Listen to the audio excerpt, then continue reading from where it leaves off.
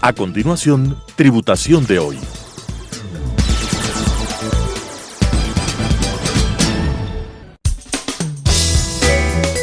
Clasificación A. Apto para todo público.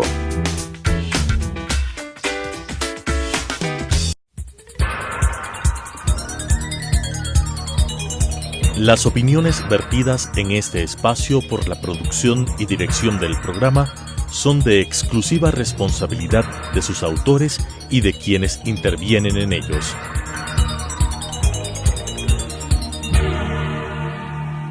Telesucesos Canal 29 UHF presenta Tributación de hoy, un programa destinado para los ciudadanos en su entorno fiscal para el Ecuador, con la conducción de la doctora Cristina Trujillo. Tributación de hoy. Tributación de hoy, un programa diferente donde abordaremos temas relacionados con el ámbito legal, tributario, financiero, societario, pero sobre todo la importante presencia de entrevistados que nos ayudarán a comprender el ámbito legal de nuestro país. El día de hoy tengo la grata presencia por segunda vez de un gran amigo y sobre todo un excelente profesional en el ámbito legal, José Arauz. Hola José, ¿cómo estás? Bienvenido a tu casa, Tributación de hoy. Para mí, como siempre, es un gusto, un privilegio tener profesionales de tu experiencia. Conozco muy de cerca lo que tú haces y definitivamente para mí es un privilegio que el día de hoy nos acompañes. Bienvenido, José. Esta es tu casa. Hola, Cristina. Igual, muchas gracias por la invitación. Siempre un gusto poder acompañarte y conversar un poco de los temas de actualidad.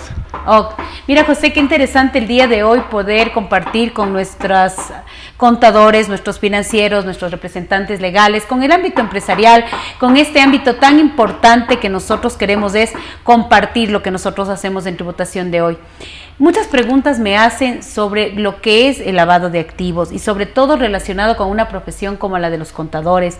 Y en general, un tema que hoy lo estamos escuchando, lo estamos mirando en televisión y sobre todo quisiera que las personas en el ámbito contable y financiero tengan clara para establecer incluso cuál es su marco regulatorio, cuáles son sus obligaciones y en términos generales y sencillos qué deben hacer y qué no debemos hacer. Bienvenido, José, y el tema de hoy es lavado de activo para los contadores. Perfecto, Cristina. Agradeciendo tu introducción, sí creo que es importante determinar de dónde nace el origen del lavado de activos. O sea, esto no es un tema tan nuevo en el mundo. De hecho, los piratas, cuando robaban las fortunas de los barcos o recaban barcos en alta mar, tenían que de alguna manera limpiar el resultado de ese asalto, de ese robo. Entonces, mira, desde antes hacía las cosas mal, ¿no? Desde la etapa medieval, podríamos llamarlo así en el punto de la historia. Después la palabra lavado puntualmente nace en Estados Unidos en la época de 1920, si hablamos más o menos hace 100 años. ¿Por qué? Recuerda que en Estados Unidos estuvo prohibida la venta de licor. Al Capone nos... La palabra que todo el mundo creo que tenemos en la cabeza, Al Capone licor. Exactamente, entonces el producto de la venta de licor se utilizaba en negocios que eran lavanderías puntualmente, o sea, tenían lavanderías donde normalmente se pagaba con efectivo y donde era fácil introducir después ese dinero a la economía o al sistema financiero. Entonces, siempre que hablamos de lavado, por eso es que nace la palabra lavado. Después, y que hoy por hoy hay incluso una película muy, yo creo que de moda en Netflix, si es que lo puedo decir, pero de la lavandería y el tema del lavado de activos. Hay una película muy buena en Netflix que le recomiendo que se pueda ver, que habla un poco de los paraísos fiscales, del lavado de dinero, que se puede ver para ilustrarnos un poco. Después el término se acuña y pasa el tiempo y llegamos a la década de los 70, 80 con el tema del narcotráfico. ¿Ya? Entonces el lavado nuevamente empieza a tener un boom con las actividades que se utilizaban para introducir ese dinero en la economía producto de actividades ilegales. Entonces el lavado, ¿cómo lo podemos definir? Como una actividad que busca la introducción de activos, bienes, muebles, inmuebles, dinero en una economía o en el sistema bancario de un país producto de alguna actividad ilegal, ilícita o de alguna actividad oscura, podríamos llamar. O sea, si queremos ponerle nosotros como un tema de un concepto es aquello que tiene un origen ilícito para meterlo en actividades lícitas. Exactamente, o sea, para poder justificar un origen que en principio es ilícito, ¿ya? Y puede ser ilícito producto de alguna actividad delictiva o prohibida, como el caso del licor que hablamos en Estados Unidos, o podría ser tal vez un dinero que no sea tributado, por ejemplo, que no necesariamente tiene un origen de narcotráfico, pero también es un origen ilícito, la defraudación tributaria. Exactamente, pero que en su consecuencia yo traté de evitar un tributo y por ende no lo declaré. Entonces, en un estricto sentido más amplio, podríamos determinar que hay varias modalidades del dinero que se trata de ingresar, o de dinero sucio, podríamos llamarlo así, que se pretende lavar en la economía.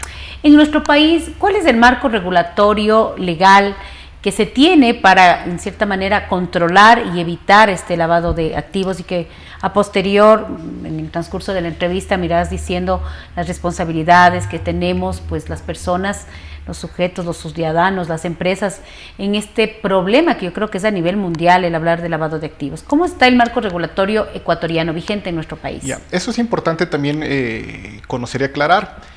El lavado de activos en Ecuador está regulado por la Junta de Política y Regulación Monetaria y Financiera, que es el organismo que emite la regulación general.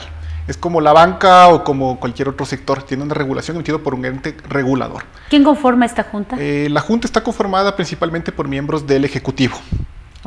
Miembros del Ejecutivo. Ellos hacen la regulación general.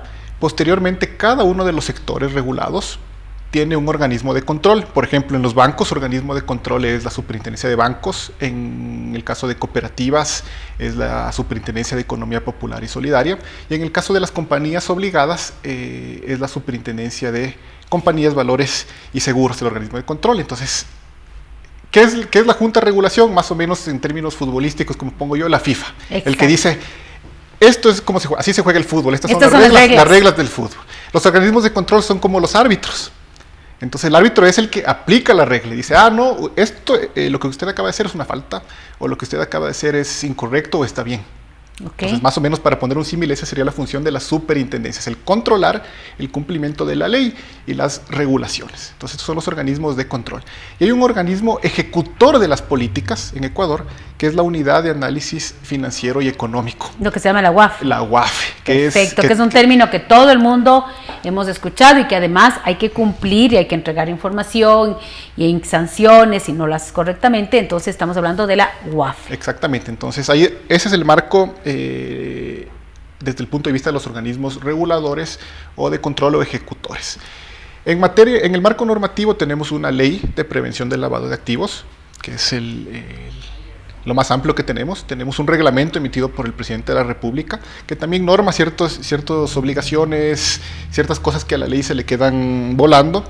Y tenemos las disposiciones de cada uno de los organismos de control, que las debe aplicar las entidades controladas de cada uno de los sectores. Exacto. Y tenemos regulaciones propias de la Unidad de Análisis Financiero y Económico. Entonces, dependiendo en el sector que estemos, nosotros podemos tener una regulación específica para nosotros.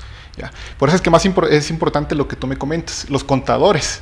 ¿Ya? Que es el tema que hoy día de hoy queremos abordar, pero con lo que tú me dices, estamos hablando que nuestro país ha generado estructura, hablemos de instituciones, de organismos, de esta junta, y hemos generado también estos cuerpos legales que ayuden a prevenir y a controlar el lavado de activos en nuestro país. Entonces, en tu opinión jurídica, ¿crees que hemos avanzado como país en este tema? Por supuesto, el país ha ido avanzando en el transcurso de los años. De hecho, la normativa cada vez es más específica. En la actualidad ya se exige un cumplimiento de prevención del lavado de activos para las empresas del sector real, no para todas, pero ya vamos a ver un poquito los sectores obligados que antes no se exigían, y normalmente relacionados a ciertos sectores donde todo el mundo decía, bueno, es un sector donde puede haber mucho dinero en efectivo, donde no hay mucho control, etc. La banca siempre ha sido controlada. A pesar de que tiene un control tan grande, vemos que a veces hay casos ¿qué pasan? Que pasan y decimos, ¿cómo pudo haber pasado? ¿En qué falló el banco? ¿Cómo se dieron? Y tú tuviste un puesto muy interesante, muy importante. Tú fuiste una autoridad dentro de la banca y, como tú dices, nuestra banca tiene estos controles que antes del resto de sectores no lo teníamos y que ahora ya lo tenemos. Y tú dices, ¿cómo se le puede haber pasado a la banca?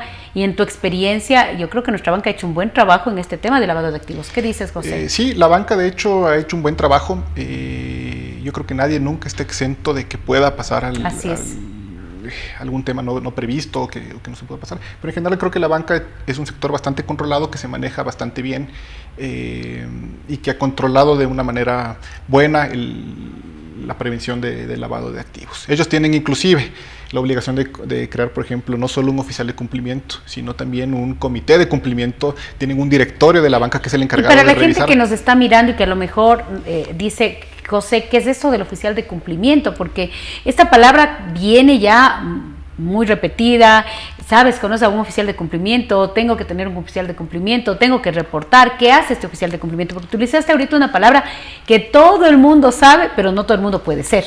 Ya verás, ¿qué es importante antes de hablar un poquito del oficial de cumplimiento? Hablar un poquito de las transacciones inusuales. ¿Qué es lo que pretende revisar o qué pretende prevenir todos estos controles que la autoridad empieza a poner? Es que se realicen actividades inusuales. Siempre vamos a familiarizarnos con esa palabra. Inusual. ¿Qué es una actividad inusual? Algo que no es común que yo realizo, o que un cliente mío realice, o que un empleado mío realice, o que un socio mío realice. Alguien que haga algo fuera de lo común. ¿Ya? Esa es una primera señal de alarma que a mí me tiene que preocupar para yo en cualquier ámbito que esté prender los focos y decir, mire, esto es una actividad que hay que revisarla. ¿Ya? Hay que pedir las justificaciones del caso, porque puede ser que yo haga una actividad inusual, pero producto de que me gané tal vez la lotería. Claro. Entonces normalmente el banco sabe cuánto yo consumo. Voy al banco y me gané el pozo millonario y deposito el día de hoy $500,000. Entonces el banco me va a preguntar, pues lógicamente, ¿de dónde vino este dinero? Exactamente, o lo que decimos, es que mañana empiezo a tener yo dos inmuebles, 3 inmuebles, Así es. 3 carros. Es algo inusual, no todo lo inusual necesariamente llega a ser un delito. Ah, sí, por supuesto, pero hay que mirar cuál es la fuente del origen. Hay que ver cuál es el origen, tú como auditora conoces, o sea, y puede como ver algo... Como auditora y como abogada nos toca conocer ese tema. Claro, se conoce que no necesariamente lo que suena mal es algo mal. Así pero sin es. embargo hay que empezar a pedir las justificaciones. Perfecto. ¿Ya? Entonces todo esto se llama un procedimiento de prevención de lavado de activos, un sistema que lo llama la legislación. Entonces este sistema nos dice, mire, hay que seguir varios pasos. Primero, una identificación de mi negocio para ver cuáles son los riesgos de prevención de lavado de activos que mi negocio esté expuesto. Entonces yo tengo que empezar identificando mi estructura, tengo que empezar identificando con quién negocio, con quién transacciono, qué hago. Interesante escucharte. Entonces una vez que yo haga ese marco general, yo podré establecer procesos y decir, bueno, en este proceso es un poco más complejo, tendré que fortalecer los procesos cuando ocurran este tipo de situaciones. ¿Ya?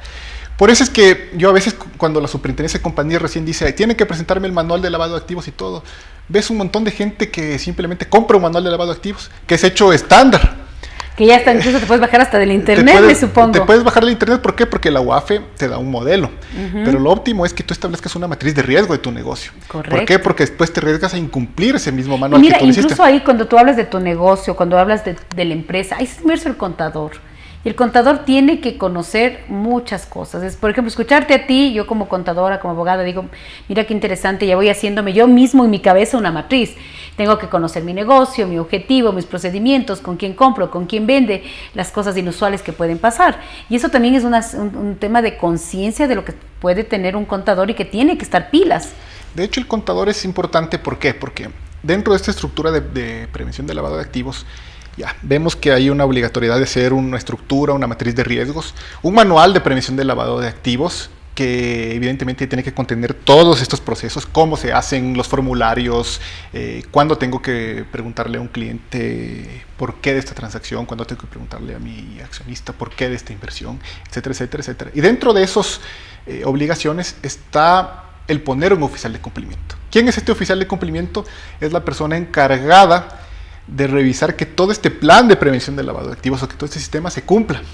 ¿Ya? Es el encargado de guiar a todos los funcionarios de la compañía para garantizar el fiel cumplimiento de estos pasos que te he mencionado. Entonces esta persona es importantísima. Importantísima, con lo que tú acabas de decir, es la que realmente va a mirar que todo el marco regulatorio y que la realidad de la compañía se adapte y se cumpla. Y de hecho es la persona que va a analizar caso por caso cualquier situación que pueda tener el carácter de inusual. ¿Ya? Y de hecho, tiene que revisar y de ser el caso tiene que generar los reportes de que vamos a hablar un poquito más adelante. Perfecto. A la unidad de análisis financiero y ¿Quién económico. nombra este oficial de cumplimiento? ¿La compañía? ¿Tiene que estar calificado en dónde? ¿En la Super? ¿En la UAFE? En todas las compañías, llámese bancos o llámese sector real o llámese aseguradoras, el oficial de cumplimiento tiene que ser nombrado por alguien. En los bancos, normalmente por el directorio, en las compañías por la Junta General de Accionistas. Perfecto. ¿Por qué es importante la figura del contador? porque la reglamentación puntual para las compañías obligadas, eso me salté un poquito que voy a regresar, tiene que ser o un contador, o sea, el oficial de cumplimiento tiene que tener el título de contador, de economista o de ingeniero comercial. ¿Ya? Puede ejercerle esa función una persona que tenga un título distinto, siempre y cuando pida una autorización a su organismo de control y a la unidad de análisis financiero. Importante lo que tú dices, incluso para que las personas que hoy nos están mirando, y que te digo que puede ser incluso hasta una oportunidad de trabajo, lógicamente bien capacitado, bien instruido, pues un contador puede ser oficial de cumplimiento, que también es importante, que no solo es saber lo que debo hacer, sino que también es una oportunidad de que puedan generar estos servicios de oficial de cumplimiento. Exactamente, el tema es que yo creo que por un tema de costos, las compañías normalmente irán a nombrar a su contador como su oficial de cumplimiento. O sea, no voy a contratar un oficial externo probablemente. ¿Y lo puede ser el contador oficial de cumplimiento? Puede ser mi contador, mi oficial de cumplimiento. ¿Qué tiene que hacer para poder calificarse?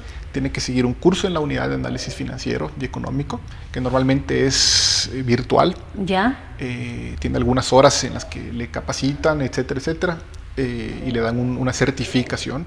Y tiene que inscribirse o calificarse en su organismo de control respectivo. En este caso, si yo soy el contador de una inmobiliaria, me califico en la superintendencia de compañías. Si es que voy a ser un oficial de cumplimiento en un banco, tendré que calificarme en la superintendencia de bancos con los requisitos que cada una de las superintendencias me establezca. Clarísimo. Exactamente.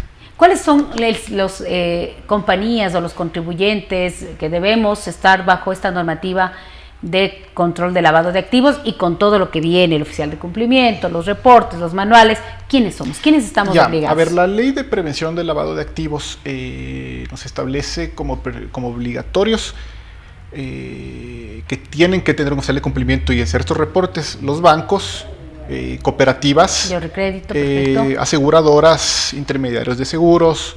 Tienen en el sector real las personas que hagan intermediación inmobiliaria, las que se dediquen a la construcción, las que vendan vehículos, notarios, registradores de la propiedad, aquellos que hagan canje de divisas, aquellos que envíen paquetes al exterior, los que vendan joyas,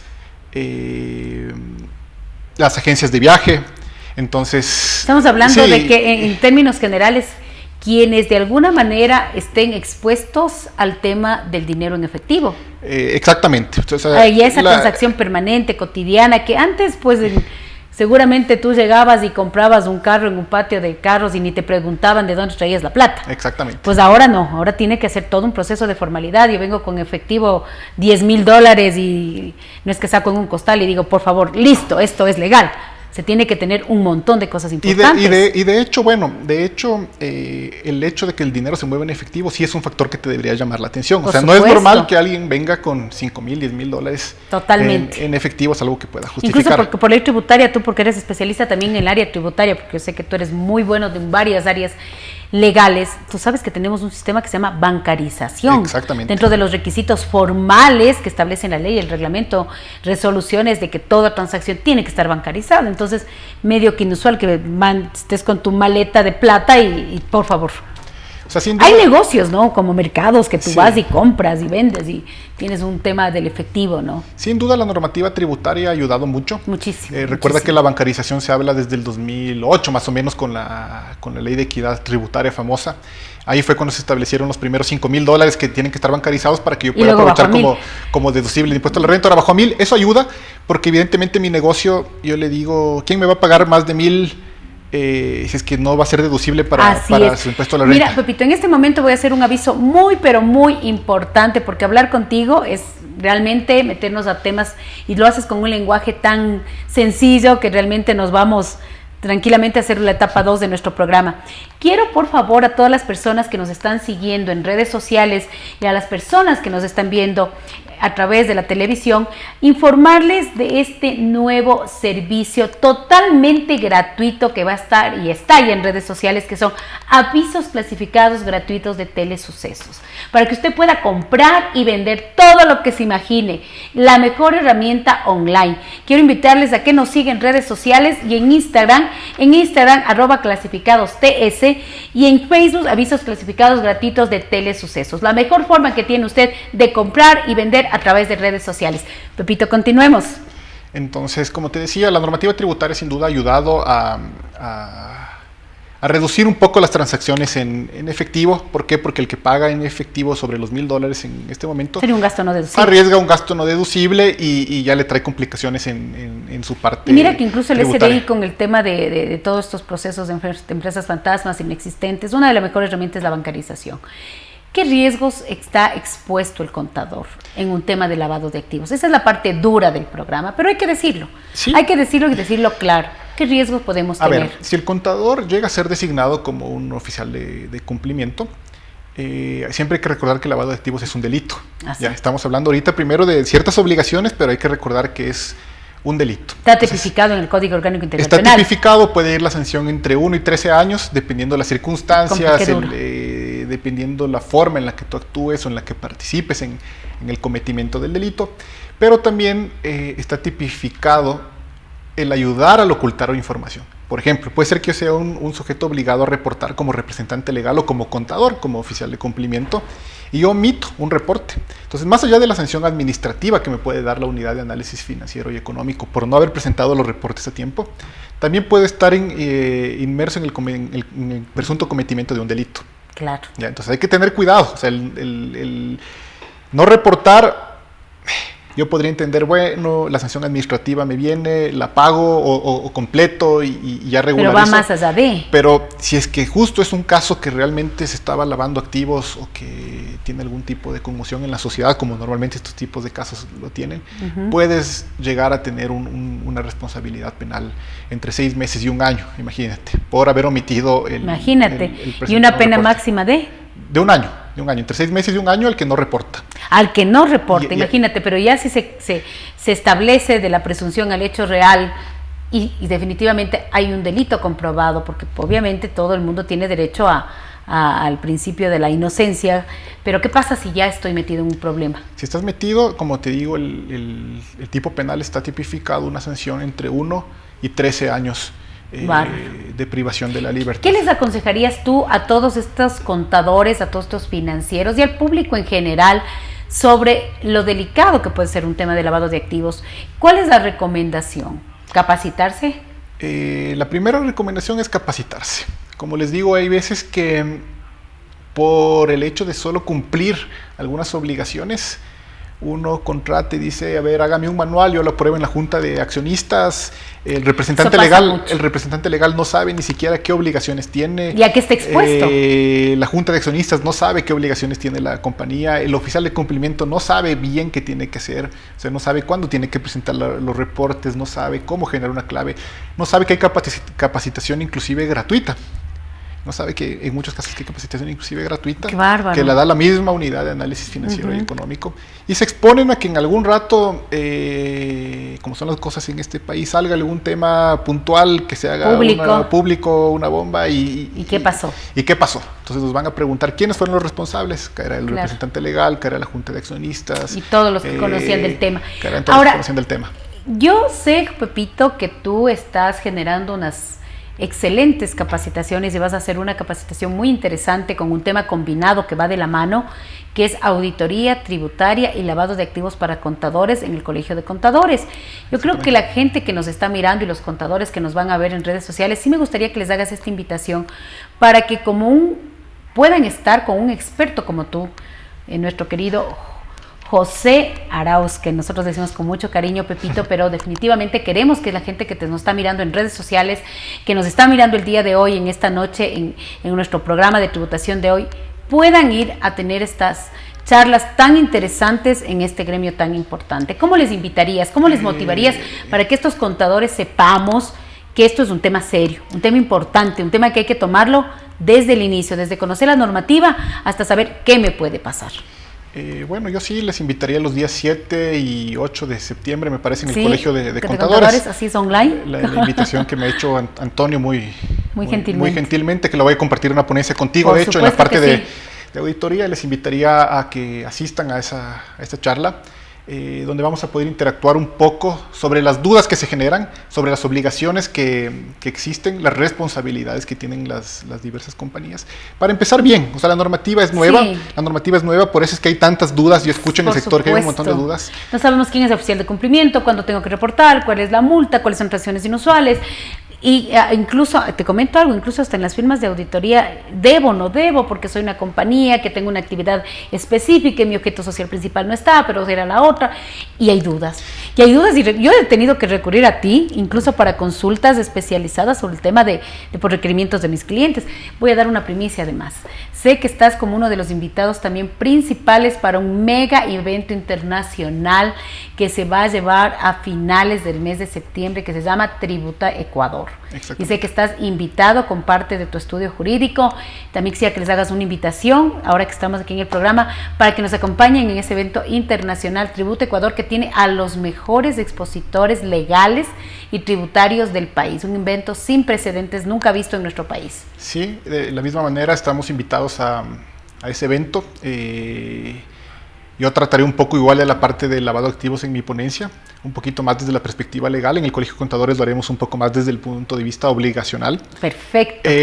Y también hablaremos un poco de la responsabilidad posterior, o sea, qué pasa en lo que acabamos de comentar, qué pasa si incumplo, cómo es el proceso penal, cómo son el proceso administrativo sancionador, qué puedo hacer para defenderme, etcétera, etcétera, etcétera. Entonces, qué maravilla. Desde ya quedan invitados también a Miren a a todas las personas que nos están viendo en nuestro programa, en nuestro espacio, en redes sociales, y que el tener estos expositores, estas personas que nos ayudan a comprender nuestro ámbito legal, y cuando Cristina dice la frase, este es un programa que trae a los mejores expositores, es porque definitivamente es así.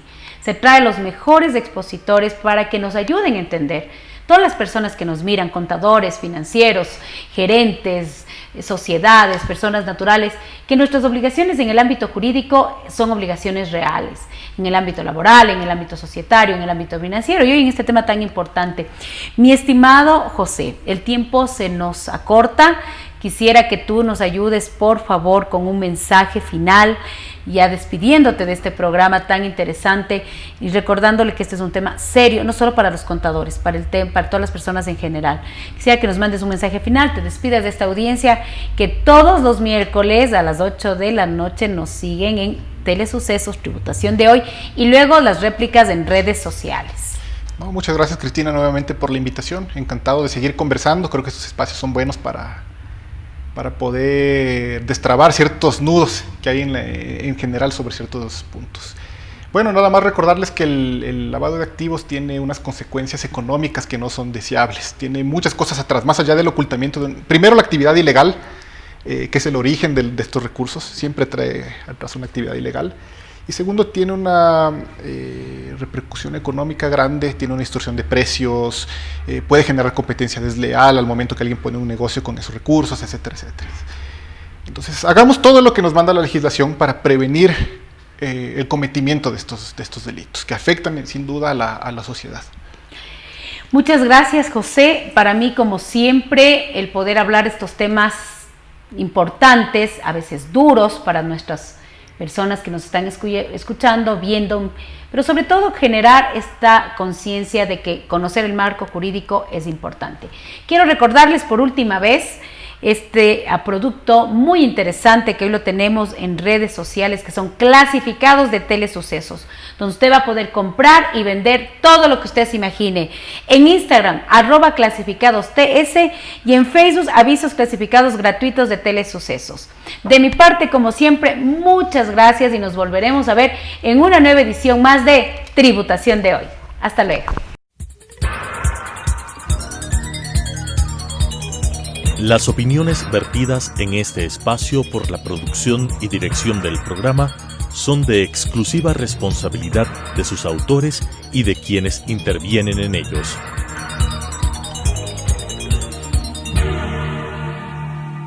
Telesucesos Canal 29 UHF presentó Tributación de Hoy, un programa destinado para los ciudadanos en su entorno fiscal para el Ecuador, con la conducción de la doctora Cristina Trujillo. Tributación de Hoy.